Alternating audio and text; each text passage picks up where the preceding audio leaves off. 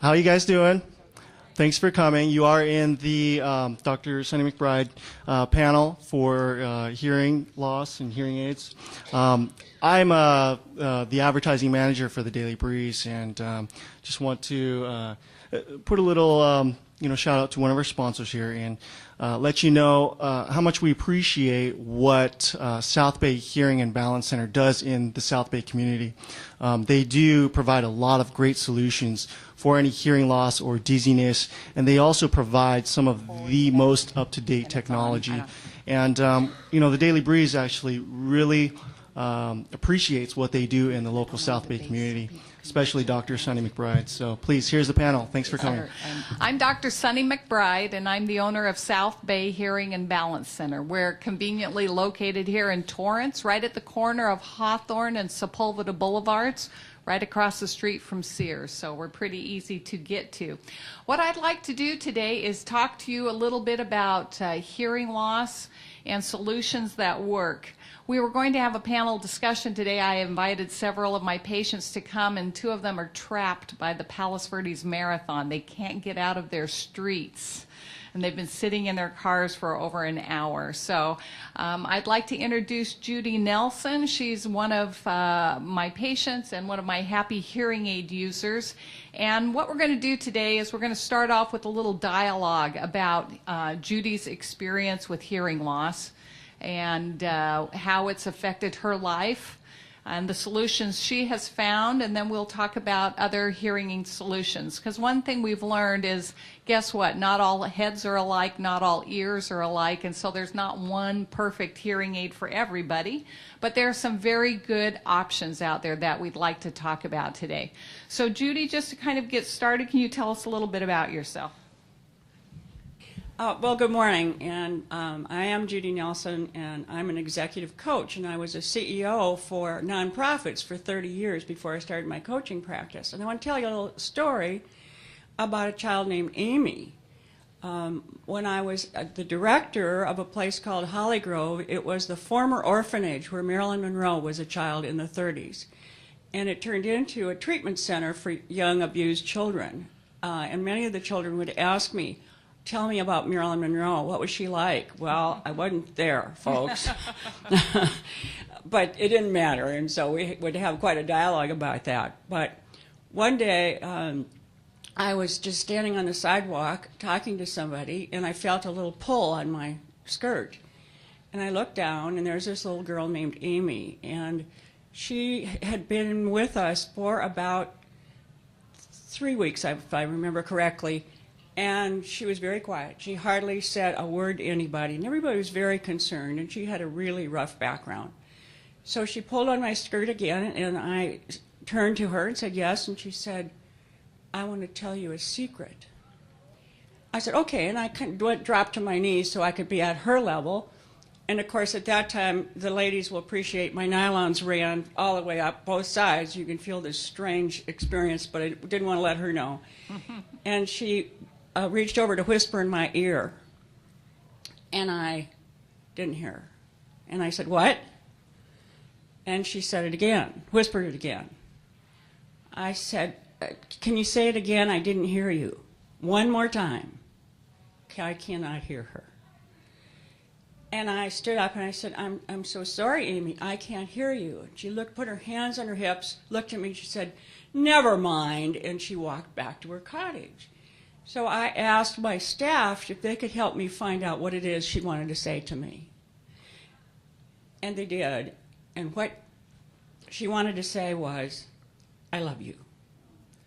I couldn't hear it. That was the day I made an appointment to get a hearing aid.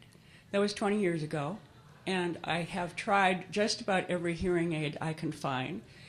And I now am wearing the lyric that Dr. Sunni has been promoting and is really taking the hearing world by storm, I think, and for really good reason. But I want to go back a little bit because before Amy, I had been noticing how many people mumble. Well, they weren't mumbling. I was losing my hearing. And I also found enormous isolation because I would be in a meeting with my staff, and they would say something, and I would say, what? And you could see some exasperation on their face, and I'd say, what again? And now they're really exasperated. So I stopped saying what. And I would be in meetings and just not be able to hear. And it got lonelier and lonelier and lonelier. So I had all kinds of reasons to get a hearing aid. I tried this in the ear. I tried the ones that have the wire over the ear, which Sunny can explain to you. And then about a year ago, I saw an ad in that beautiful face, and I thought, I'm going to try this out. It's transformed my life. And I had problems with the other ones. They would squeal when I would hold the phone up, for example. I'm a little forgetful, so I'd forget to change the dumb battery in the middle of a speech. It would click off, and I'm hearing this beep, beep, beep. It was just driving me crazy. Couldn't use the phone. Then I had the lyric put in, and it is an unbelievable transformation. I don't change batteries. I go in every 3 months, or 4 sometimes, and have the staff change the battery, or actually put a new one in. There's no whistling. I sleep in them. I shower in them. I never take them out. The difference in that makes me feel like I have my old hearing back. I'm going to be 70 in 2 years, and I think my whole aging process has been transformed. There's no question in my mind. And I just wanted to share one other thing with you. I understand, I'm not absolutely certain about this, that Helen Keller was asked whether she would, if she could have something back, which would she choose, hearing or sight? She said hearing. And the reason being the incredible isolation. If you have your sight, you still can't communicate with anybody. And I feel the same way. I love classical music. I love my friends and my family, and I've sort of gotten them back. Finally, my career now is an executive coach, and I spend most of my time on the phone. I can wear headphones, no squeal. I can hear people perfectly. So in some ways, I couldn't do my job at all without these, and I am forever grateful to Sunny. I want to add that her staff is absolutely delightful. When I go in there, it's starting to feel like old home week, and it really is a welcoming place with people who know what they're doing, extremely skilled. I could not be more pleased. Thank you, Judy. Thank you very much. I'd like to tell you a little bit about the hearing instrument that she is wearing. It's called the Lyric, L-Y-R-I-C. I was going to do another discussion later today, but we'll kind of whip through some of the slides. It did. Okay, we'll just kind of do a little bit of the other discussion so I can get to my Lyric slides. Who has hearing loss? There are millions of Americans that have hearing loss, and as you can guess, it goes up by decades.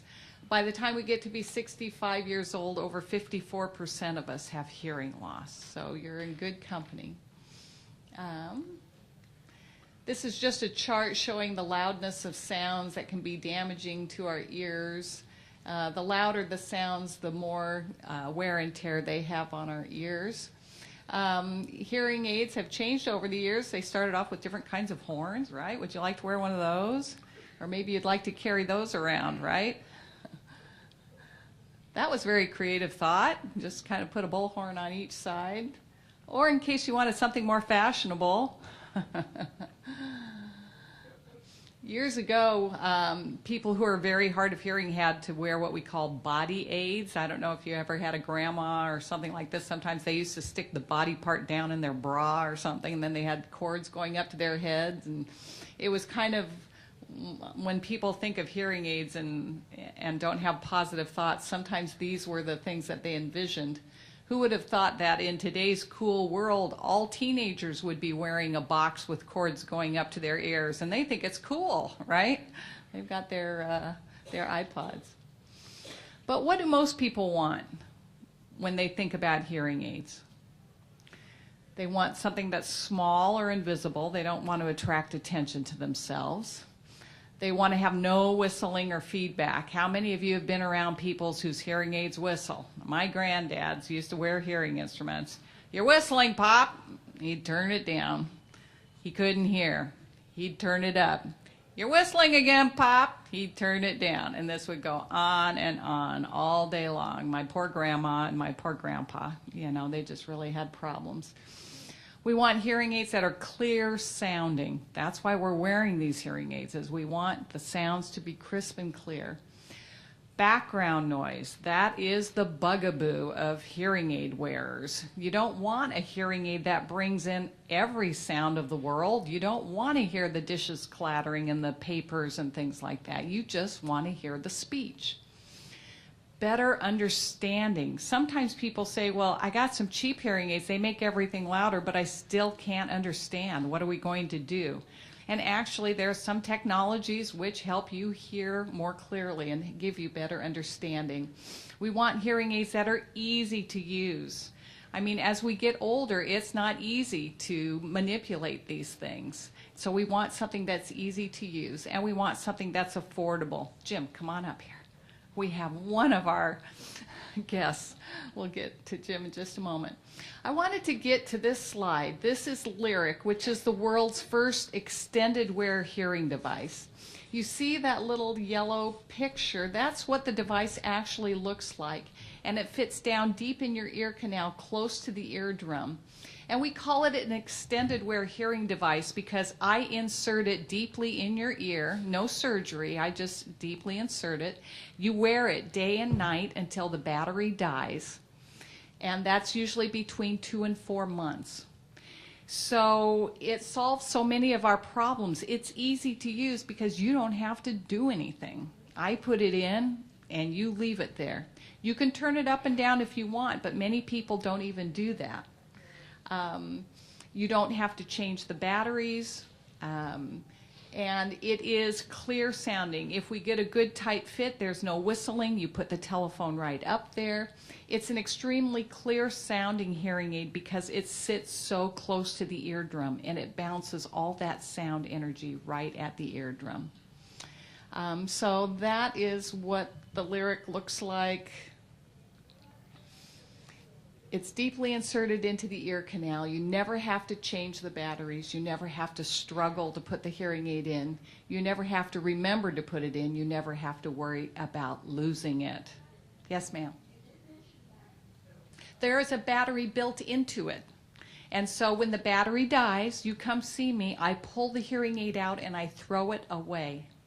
And I put a brand new one in. So it's disposable. It's kind of like contact lenses. You use them, when you're done, you throw them away, you open up a new package, and I put another one in. Okay? Yes, sir. You can do light swimming, surface swimming. It's not a traditional hearing aid. You cannot get wet at all, but this one you can splash around and get wet. Most people do all right doing that.